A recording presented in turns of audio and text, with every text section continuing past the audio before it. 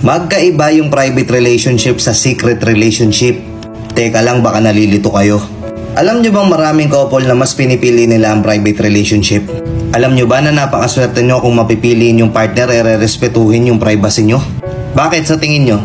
Sa mundong punong-puno ng social media, sobrang open na lahat. Halos lahat gusto nating i-public. To the point na yung feelings natin minsan kapag nagagalit tayo, inilalabas na kagad natin sa social media.